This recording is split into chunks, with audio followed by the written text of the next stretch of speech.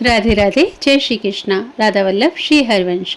तो स्वागत है आप सभी का मेरी एक और नई वीडियो में। तो अभी जो हमारा ये वीडियो है वो मतलब एक दो दिन पहले का है। मैंने एडिट नहीं कर पाया था तो इसलिए आज इसको अपलोड कर रही हूँ। और ये मेरा फुल डे मतलब कि व्लॉग है, मतलब जो पूरा दिन के रूटीन होते हैं, पूरा दिन में जो छोटे मोटे कार्य होते हैं वो उसमें क्या क्या एक्टिविटीज़ होती हैं वो सारी चीज़ें मैंने इसमें शेयर की हुई हैं। तो आप वीडियो में लास्ट तक ज़रूर से बने रहिएगा। और अगर पहली बार हमारे इस चैनल पर आए हैं तो चैनल को ज़रूर से सब्सक्राइब कर लीजिएगा, ताकि आगे आने वाले सारे वीडियोस की नोटिफिकेशन और ठाकुर सेवा से रिलेटिव जो भी मतलब कि आपकी क्वेरीज़ हैं वो आपको मिल सकें। तो देख सकते हैं अभी आप सुबह के साथ में मतलब कि जो होता है कार्य वगैरह घर के जो होते हैं वो सब पूर्ण हो चुके थे, सफाई वगैरह सब कर ली थी। उसके बाद में बारी थी स्नान वगैरह की, तो स्नान वगैरह करके भी मैं आ गई थी। उसके बाद में फिर मैंने थोड़ा जो था वो श्रृंगार वगैरह किया अपना, क्योंकि ये बहुत अनिवार्य होता है नहाने के बाद मांग में सिंदूर लगाना, क्योंकि ये बहुत शुभ होता है और शुभता के साथ साथ आपके जो स्वरूप है उसको भी मतलब कि अच्छा रखता है। तो इस वजह से आप लोगों को मतलब ये सारी चीज़ें जो हैं उनको ध्यान में रखना चाहिए और इन चीज़ों को अवश्य से करते रहना चाहिए। तो आप लोग अगर ऐसे ही नहाने के बाद में और चले जाते हैं बिना आपके मस्तिष्क पे ना बिंदी है ना सिंदूर है, तो वो ना चीज़ अच्छी नहीं होती। आप ज़रूर से इस चीज़ को धारण किया करो और ये आपको ईश्वर ने दिए तो इसका जिसे कहते हैं ना सम्मान करना वो चीज़ होती है, तो इसको अवश्य से लगाया करो।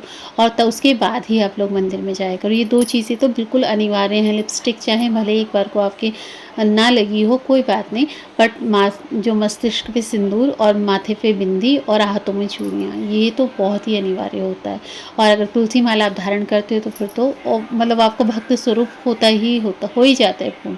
उसके बाद में फिर देखो सारा मतलब जो छोटा मोटा श्रृंगार होता है वो करने के बाद में मैं आ गई थी, क्योंकि पहले मैं कभी कभी मैं भी जल्दी जल्दी में नहाने के बाद चली जाती थी बिना सिंदूर के और बिना उस बिंदी के लाल जी के जो सेवा है उसमें जल्दी पहुंचना। पर जब मैंने सुना कथा में कि नहीं ऐसे नहीं जाना चाहिए स्त्रियों को, तो फिर उसके बाद से फिर मैंने ये चीज़ें इम्प्लीमेंट करना शुरू की हैं, क्योंकि मस्तिष्क पे सिंदूर अगर आप सुहागन हैं तो ज़रूर से होना चाहिए आपके माथे पर। तो देखो अभी हम मंदिर में आ चुके थे और मंदिर में लाल जी की सेवा के लिए जो दूध प्रसादी थी वो मतलब आ चुकी थी पहले ही। जो छोटी बहन है वो रख के जा चुकी थी लाल जी के लिए। उसके बाद में फिर मैंने भी आकर के अपना तिलक वगैरह लगाया, लाल जी को तिलक लगाया, उनकी नज़र वगैरह उतारी। और आप भी जब ठाकुर जी को सुंदर सुंदर से सजाते हो, सुंदर सुंदर से उनका श्रृंगार करते हो ना, तो उनके जो नज़र है वो ज़रूर से उतारा करो। जैसे हम अपने छोटे से बालक को तिलक लगा देते हैं, काला टीका लगा देते हैं, ठीक उसी तरीके से आपका भाव ठाकुर जी के लिए भी होना चाहिए कि उनको भी नज़र लगती है। और वाकई में जब हम उनकी सेवा करते हैं और उनका जो दर्शन होता है, आप देखा कीजिए अलग अलग दिन पे अलग अलग स्वरूप उनका दिखाई अनुभव होता है। मतलब दिखाई तो देता ही, अनुभव भी होता है अपने आप में जो अर्चक होते हैं उनको, कि हाँ आज हमारे लाल जी में थोड़ा सा कुछ बदलाव है, थोड़ा सा आज अलग तरीके से मुस्कुरा रहे हैं, थोड़ा आज अलग तरीके से उनकी चितवन है। इस तरीके के ना कुछ भाव होते हैं जो आपको अवश्य से महसूस होंगे। तो इस तरीके की चीज़ें मतलब अनुभव होती हैं जब आप श्रद्धा भाव से लाल जी को पूजते हो, उनको श्रद्धा भाव से उनके लिए भोग प्रसादी बनाते हो, श्रद्धा भाव से उनका स्मरण करते हो। तो फिर देखो मतलब ये चीज़ें जो होती हैं ना, छोटी छोटी चीज़ें आपकी भक्ति को आगे बढ़ाती हैं। तो आप इस तरीके के भावों को ज़रूर से इम्प्लीमेंट किया करो। और देखो उसके बाद में फिर मैंने आरती कर ली थी लाला की, क्योंकि लाला को आरती जो होती है वो करना बहुत प्रिय होती है, क्योंकि वो एक छोटे से लाला हैं, तो इस वजह से उनकी नित्य आरती किया कीजिए। और जो आरती श्री बालकृष्ण की कीजिए, ये वाली आरती आप ज़रूर से किया करो। और इस आरती को आप यूट्यूब पे सुन सकते हो, देख सकते हो, तो आप ज़रूर से किया करो। उसके बाद में उनको झुला दिया था, झूला। तो देखो लाल जी क्योंकि छोटे स्वरूप में हैं हमारे पास, लाल जी के स्वरूप में छोटे से लाला हैं, तो उनको कहते हैं कि झूला नित्य झुलाना चाहिए। तो उसके बाद में फिर मैंने मतलब पूरा मेरा पूजन वगैरह जो था वो संपूर्ण हो चुका था। उसके बाद में अब बारी थी नाम जप करने की। तो पहले गुरु भगवान को जो है स्मरण करना, उनका जो ध्यान है वो स्मरण करना, और फिर जो धाम है वो स्मरण करना, ये सारी चीज़ों को प्रणाम करने के बाद ही आपको जो है वो नाम जप में जाना करना चाहिए। तो उससे क्या होता है कि हम जब नाम जप करते हैं ना, तो हमारे मन में कुविचार नहीं आते और हमारा मन इधर उधर भटकता नहीं है, क्योंकि हम नाम जप से पहले अपने गुरु भगवान को स्मरण कर रहे हैं, उनका ध्यान कर रहे हैं, उनसे कह रहे हैं कि आप हमारी नाम जप में हमारे मन को डोलने ना दें।